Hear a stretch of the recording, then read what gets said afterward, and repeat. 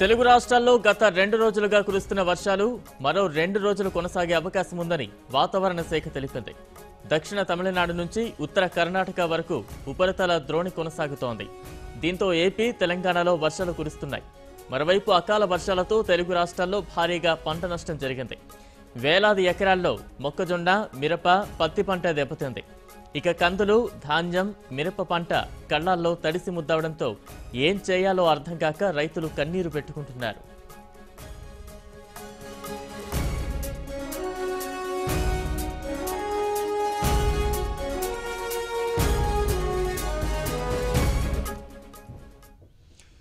ఇక ఖమ్మంలో తాజా పరిస్థితి మా ప్రతినిధి కిరణ్ అందిస్తారు.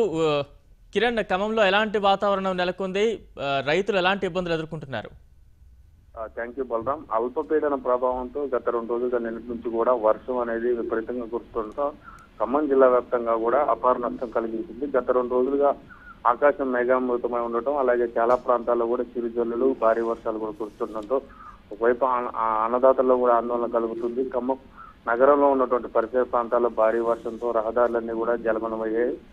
మరోవైపు వర్షం గత 2 రోజులుగా వర్షంతో పాటు చలిగాలులు కూడా విపరీతంగా వస్తుండటంతో చిన్నపిల్లలు, పెద్దవారు కూడా తీవ్ర ఇబ్బందులు పడుతున్నారు. వర్షం, చలిగాలులు రెండుతో చాలా మంది ప్రజలు కూడా తీవ్ర ఇబ్బందులు పడుతూ హాస్పిటల్ పాలవుతున్న పరిస్థితి కనపడుతుంది.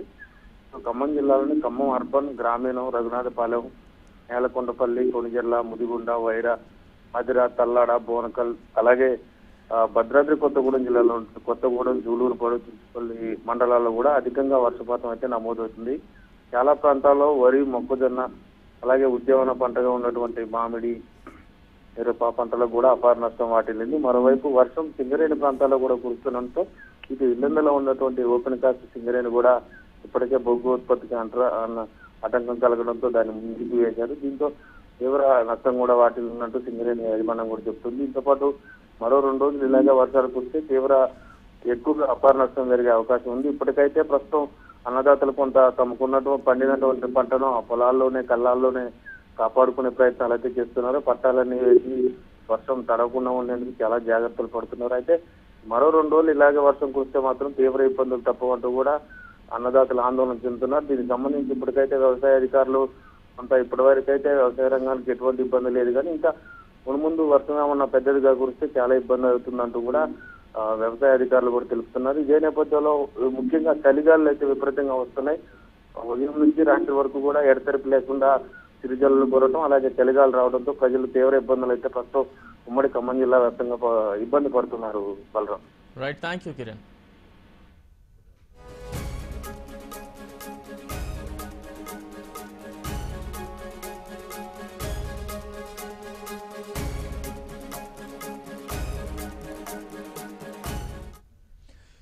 ఉమ్మడి వరంగల్ జిల్లాలో తాజా పరిస్థితి మా ప్రతినిధి శ్రీకాంత్ అందిస్తారు. శ్రీకాంత్, అకాల వర్షాలతో ఉమ్మడి వరంగల్లో ఎలాంటి పరిస్థితులు నెలకొన్నాయి? రైతులు దీనికి సంబంధించి ఏ రకంగా స్పందిస్తున్నారు? పంట నష్టానికి సంబంధించి ఏమైనా అప్డేట్స్ ఉన్నాయా?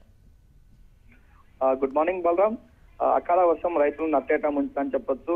గత 2 రోజుల నుంచి కురుస్తున్నటువంటి భారీ వర్షాలతో ఉమ్మడి వరంగల్ జిల్లా వ్యాప్తంగా ఉన్నటువంటి మైబాద్, జనగాం, జయశంకర్, భూపాల్పల్లి, వరంగల్ అర్బన్ రూరల్ ఏరియాలో ఉన్నటువంటి రైతులు మాత్రం తీవ్ర నష్టానికి వాటిల్లారు. అదేవిధంగా మైబాద్ జిల్లాలో చూసుకుంటే మాత్రం అకాల వర్షంతో మిర్చి రైతులు అతలాకుతలమయ్యారు.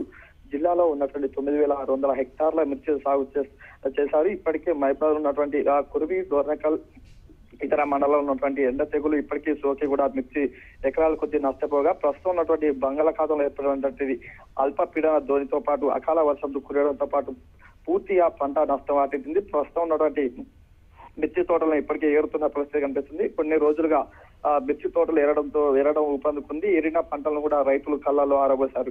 ఈ సమయంలో ఉన్నటువంటి అకాల వర్షం కురవడంతో పాటు పంటలను రక్షించుకునేందుకు రైతులు నానా యాతన పడ్డారు.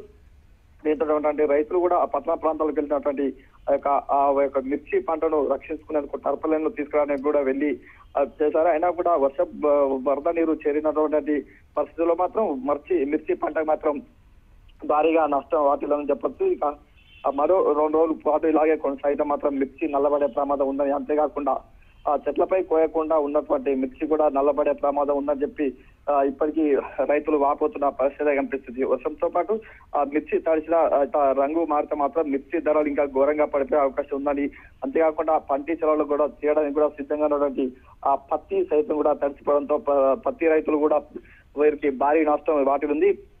అదేవిధంగా నర్సింహులపేట మండలం చూసుకోవడం మాత్రం అధికంగా నష్టం వాటిల్లింది. నిన్న జరిగినటువంటి వర్షం వల్ల నర్సింహపేట మండలం ఉన్నటువంటి మిర్చి రైతులు పూర్తిగా నష్టపోయారు.